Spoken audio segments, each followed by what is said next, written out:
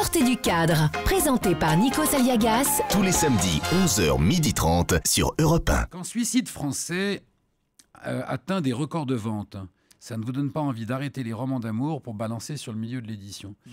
Ah ben non, c'est drôle parce que quand Suicide français, ça me donne au contraire envie d'écrire l'antidote. Vous voyez, je trouve que les marchands de désespoir, c'est finalement assez facile.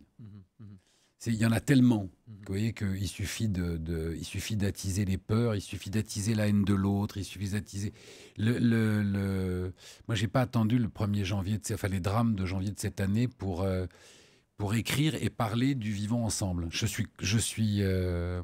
Voilà, c'est formidable que maintenant on commence à en parler.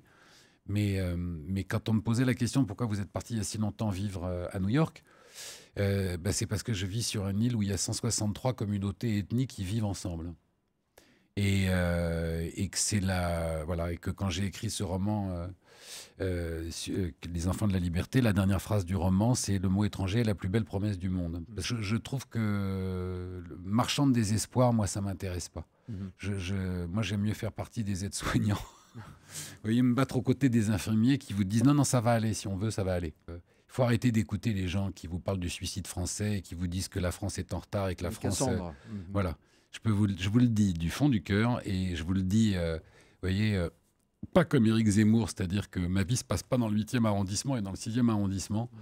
Voilà, après avoir fait 7 fois le tour du monde dans ma vie, la France est vraiment un des pays les plus beaux du monde. Et quand je dis les plus beaux, je ne parle pas de sa géographie, un des pays les plus beaux intellectuellement au monde.